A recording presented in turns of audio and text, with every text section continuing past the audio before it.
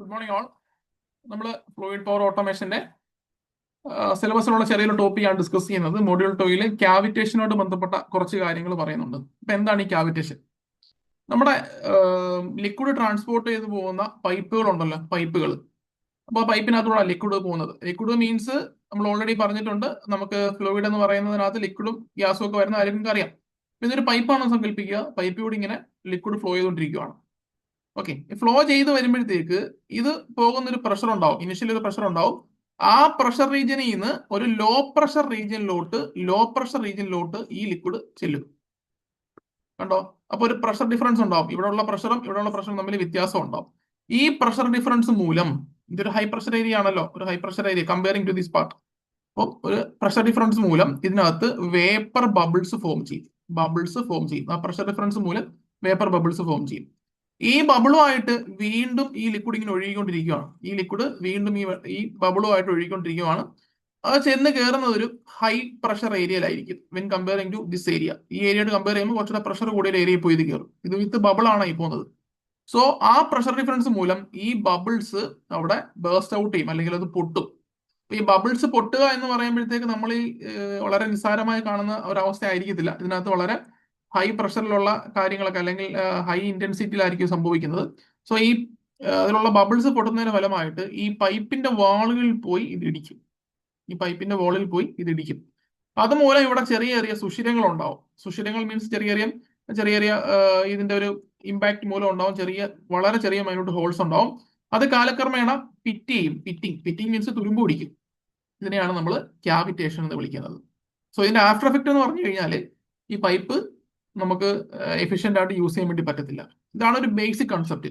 അപ്പോൾ ഒരു പൈപ്പിൽ കൂടെ ഒരു ഫ്ലൂയിഡ് അല്ലെങ്കിൽ ലിക്വിഡ് ഒഴുകി പോകുന്ന സമയത്ത് ഒരു പ്രഷർ ഡിഫറൻസ് മൂലം അതിനകത്തൊരു ഒരു ബബിൾ ഫോം ചെയ്യും. ഈ ബബിളുമായിട്ട് വീണ്ടും ഈ ഫ്ലൂയിഡ് ഒഴുകി പോയി ഹൈ പ്രഷർ ഏരിയ കയറുമ്പോഴത്തേക്ക് ബബിൾ ബേസ്റ്റ് ഔട്ട് ചെയ്യും. അതിന്റെ ഫലമായിട്ട് പൈപ്പിന്റെ വോൾസിൽ ചെറിയ ചെറിയ സുഷിരങ്ങൾ ഉണ്ടാവും, ക്യാവിറ്റീസ് ഉണ്ടാവും. സോ അത് പിന്നീട് അത് പിറ്റിങ്ങിലോട്ട് പോകും. ഈ ഒരു പ്രോസസ്സിന് പറയുന്ന പേരാണ് ക്യാവിറ്റേഷൻ എന്ന് പറയുന്നത്. നമുക്കിനി നോക്കാം. It is a phenomenon of formation of vapor wall where the pressure falls below the vapor pressure of the flowing fluid. ഇത് വളരെ ഇമ്പോർട്ടന്റ് ആണ്. എവിടെ വെച്ചാൽ ബബിൾ ഫോം ചെയ്യുന്നത്? നമ്മൾ ഈ പറഞ്ഞ പൈപ്പിനകത്ത് അവിടുത്തെ പ്രഷർ എന്ന് പറയുന്നത് വേപ്പർ പ്രഷറിൽ താഴെ പോകണം. ആ ലോ പ്രഷർ ഏരിയ വെച്ചിട്ടാണ് നമ്മുടെ അവിടെ ബബിൾ ഫോം ചെയ്യുന്നത്. കൊളാപ്സിംഗ് of vapour bubble causes high pressure resulting in pitting action on the metallic surface. ഇത് ഈ ബബിളോട്ട് പോയി ഹൈ പ്രഷർ ഏരിയ പോകുമ്പോൾ അത് പൊട്ടുമെന്ന് പറഞ്ഞു.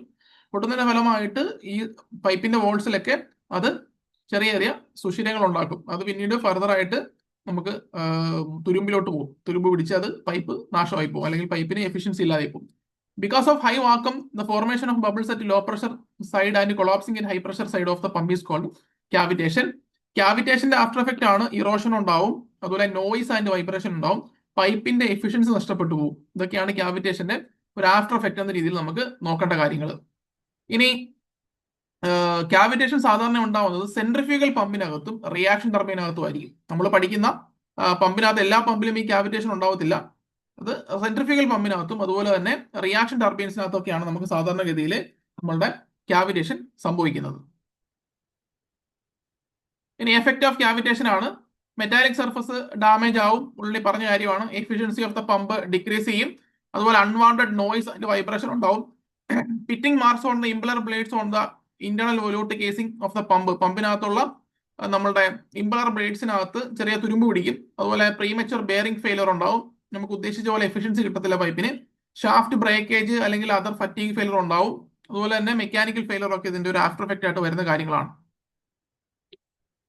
ഇനി NPSH ഒരു ടൈം ഉണ്ട്. NPSHന്റെ ഫുൾ ഫോം തന്നെ നോക്കി വെക്കുക. Net positive suction head. NPSH denotes net positive suction head എന്ന് പറഞ്ഞാൽ ക്യാവിറ്റേഷൻ ഉണ്ടാവാതെ ഒരു പമ്പ് വർക്ക് ചെയ്യണമെങ്കിൽ it is a head required for a cavitation free operation.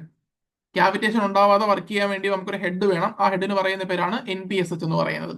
Difference between inlet pressure and lowest pressure level inside the pump is called NPSH. ഈ definition ഓർത്തിരുന്നാൽ മതി, just ഒന്ന് വായിച്ചു വിട്ടാൽ മതി ബാക്കി കാര്യങ്ങൾ. അപ്പം NPSH means net positive suction head ആണ്. The head required to make the liquid flow through the suction pipe to the impeller. അതായത് അവിടെ വേപ്പർ പ്രഷർ താഴെ പോയാലാണല്ലോ അവിടെ ക്യാവിറ്റേഷൻ ഉണ്ടാവുന്നത്. സോ അതിന് നമ്മളെ സഹായിക്കുന്ന ഹെഡാണ് നെറ്റ് പോസിറ്റീവ് സക്ഷൻ ഹെഡ് എന്ന് പറയുന്നത്. ഇനി പ്രൈമിംഗ് ഓഫ് പമ്പ് ഉണ്ട്. ഈ പ്രൈമിംഗ് ഓഫ് പമ്പ് എന്ന് പറഞ്ഞു കഴിഞ്ഞാൽ നമുക്ക് സെൻട്രിഫ്യൂഗൽ പമ്പിനകത്താണ് സാധാരണ പ്രൈമിംഗ് ചെയ്യുന്നത്. റെസിപ്രോക്കറ്റിംഗ് പമ്പുകൾ ഉള്ള പമ്പുകളിലൊന്നും തന്നെ പ്രൈമിങ്ങിന്റെ ആവശ്യമില്ല. അതായത് നമ്മുടെ പമ്പാണെന്നുണ്ടെങ്കിൽ പമ്പിനകത്ത് നമ്മൾ വീട്ടിലൊക്കെ ഉപയോഗിക്കുന്ന സെൻട്രിഫ്യൂഗൽ പമ്പാണ്. നമ്മൾ എയർ കയറി ഇരിക്കുമെന്ന് പറയത്തില്ലേ? സോ എയർ കയറി ഇരിക്കുമ്പോൾ നമ്മൾ ആ എയറിനെ കളയാൻ വേണ്ടി നമ്മൾ പമ്പിന്റെ ഇൻലെറ്റ് വാൾവിലോട്ട് വെള്ളം ഒഴിച്ചു കൊടുക്കും. ഈ പ്രോസസ്സിന് പറയുന്ന പേരാണ് പ്രൈമിംഗ് എന്ന് പറയുന്നത്. അത് സെൻട്രിഫ്യൂഗൽ പമ്പിൽ മാത്രമേ ഉണ്ടാവത്തുള്ളൂ. Priming means filling of water in the suction pipe and casing up to delivery valve of the centrifugal pump in order to remove air from the pump. പമ്പിനകത്തുള്ള എയറിനെ റിമൂവ് ചെയ്ത് കളയാൻ വേണ്ടി നമ്മൾ വെള്ളം ഒഴിച്ചു കൊടുക്കും സക്ഷൻ പൈപ്പിലൂടെ.